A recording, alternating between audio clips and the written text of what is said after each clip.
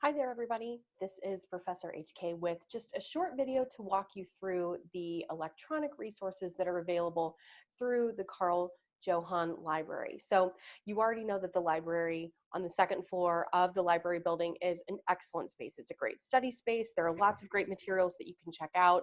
The librarians and the staff that are there are really, really helpful. So you know those things already. What you may not be familiar with is specifically how to access and use the databases.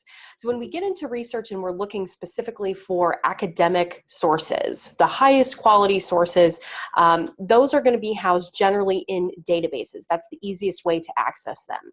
And technology has really improved to allow us to access a lot of these pieces and components that are part of journals, like articles and reviews, electronically in full text, which means that without going to the library, you can access thousands, millions of sources on a variety of topics, and they're really easy to access, and they're also very easy to cite. So when we talk about research quality, one of the struggles that students will have is breaking that habit of using regular internet search tools like Google or Bing to find their research. And I'm not telling you that there's nothing good research-wise that you can find through those types of search engines, but they do function differently than the library tools, and the library will only house high quality sources to begin with. So when you go it alone and you are using Google to find your research materials, you can find good things, but you are going to be doing a lot of sifting, and you're going to have to ask yourself a lot of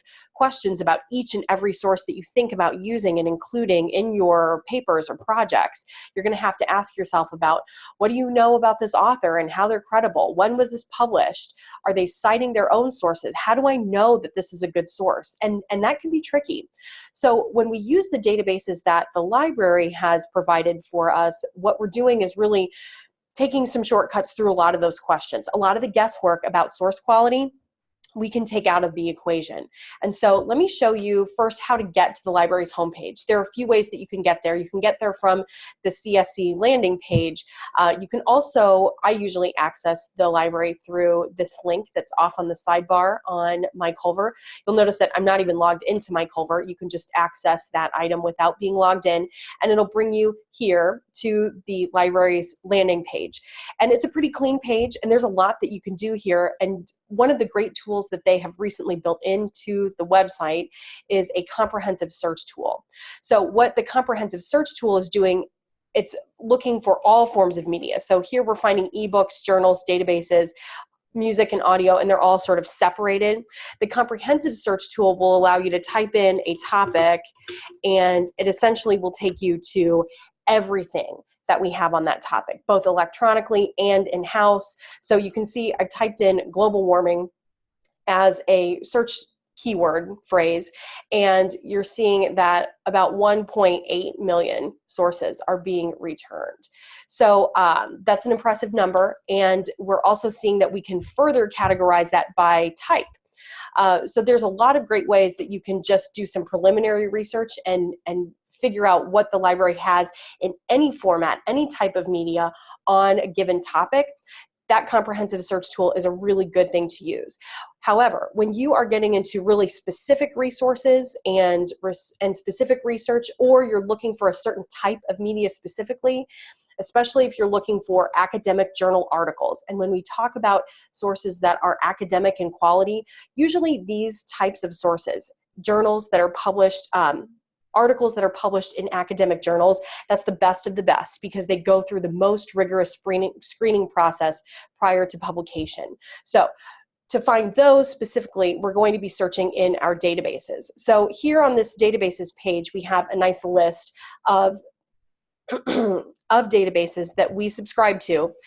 EMO would be the one that I would encourage you to use. Now the library page is really, really good. Right now they are moving some things from one server to another. So you can't link to EMO because you're seeing that there's this proxy server error. So instead what we're going to do is go back, and I found, with the help of librarians, a side door. So instead of going through the front door through databases and going directly into EMO as a database, we instead will go to access this particular database into EMO through ebooks. Okay, so EMO is a database that contains both articles and ebooks. So the side window that we're going in for the time being, in a month or so, we'll be able to click the link through the database landing page without any problems. But for now, this is the window that we can kind of crawl into that's unlocked. So here, let's try our same keyword again. So we're searching for global warming. Now, this is set just to look for ebooks in the EMO database, but the window that we're crawling into, and already there's 492 just ebooks in this particular database on that topic. So already a lot of good materials there. But we can expand the search, and then that will take us into the other parts of EMO, especially those that connect to academic journals and the articles within them. So what I'm doing is choosing databases, I'm expanding my search, and now I'm including every database in EMO, including the ebook collection. So now I'm searching again. So I had about 500 ebooks. Now we have 172,000 sources. And from here, you can see that we have, we can limit to full text. If you are doing an assignment that is specifically asking you to use scholarly journals, you could limit by that factor also. So you can see that we're kind of whittling away at our search results. And of course, you wouldn't have to surf through all 16 or 17,000 of the sources that are returned. One of the great limiting factors that I like, especially if you have a high number of sources like we're seeing here, would be to move the publication date. So I want something published in the last 4 or 5 years. So I'm going to say it needs to be published between 2015 and 2019. And still we have a good number of sources that are being returned, more than 4,000. So let's just kind of surf through these. They're being sorted by relevance. You could also sort them by the oldest or newest date of publication.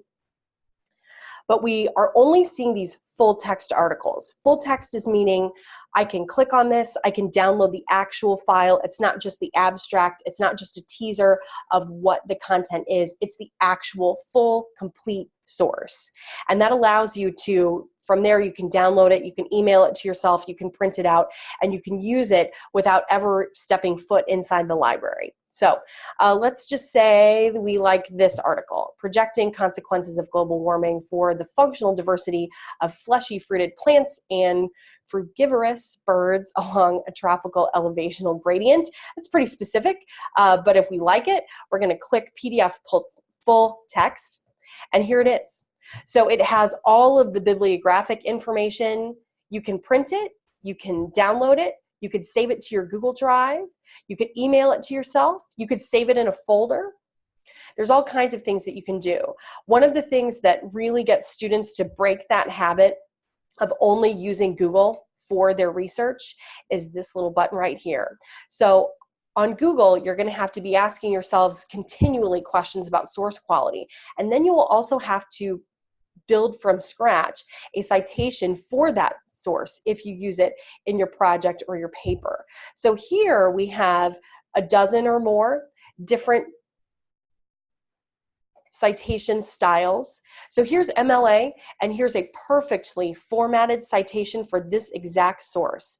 So as I'm using databases to conduct research, what I usually do is open up a blank Word document, and then I will copy and paste this at the same time that I will download that file. The thing about databases that can backfire is that you may change your search criteria, or first you're searching in one database and then you move into another. If you find a good source, but then you don't save it and you don't have its citation, you may have trouble going back and remembering exactly what was the name of it, what database did you use to find it, what was its title.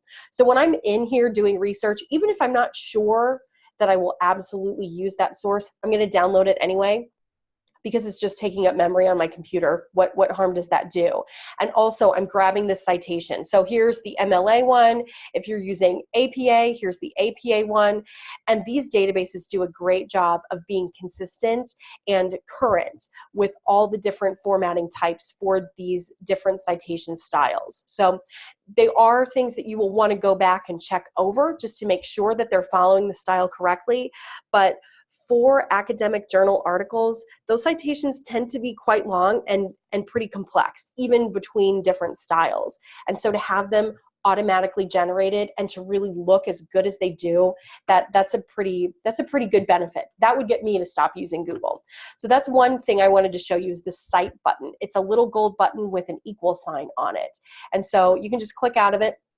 Other things that you can do here, but this is a great way to find excellent, high quality sources quickly and efficiently. So you can use all of these tools over at the left in this database to limit your search. You can also expand how you're searching. So this does searching in a smarter way than Google. So we could do, let's say, global warming, or and now it's searching for the words global and warming together, but I want them searching for it as a quote. And I also know that sometimes people will use the phrase climate change interchangeably with global warming. So, so I want to find articles on global warming or climate change, but it has to be those specific words in that specific order.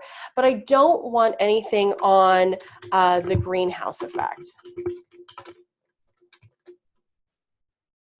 Okay, so that's going to exclude this and include either of these search phrases.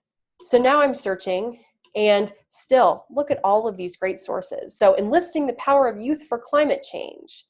So it's showing both climate change and global warming, and that's why it probably ranked it among the top results, because it's hitting for both, and it does not include greenhouse effect. So when I click this, it looks pretty much just like that last source. It comes up, it's the entire source from start to finish, and its bibliographic information is included in it. So if you wanted to build the citation on your own, they've even gone a step further and printed it here for you, but I can also grab it here and just copy and paste it into a Word document. And nobody likes to write an essay and get to the end of it and then, oh yeah, I need to do my reference page. I need to do my works cited page. So if you grab these citations when you are doing your research, you've essentially already created your bibliographic pages.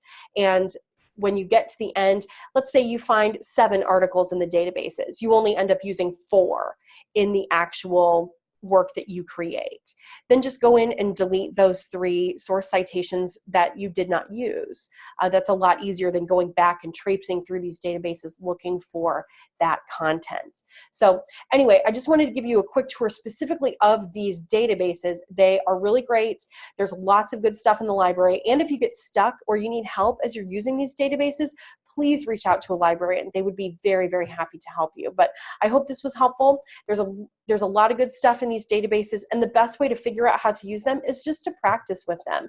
And the assignments that we're doing in this class, particularly as we move into MLA and APA activities and exercises, this is a great way for you to practice finding good sources and learning how to cite them as you should. So thanks for watching. Let me know if you need any more information or if you have any questions.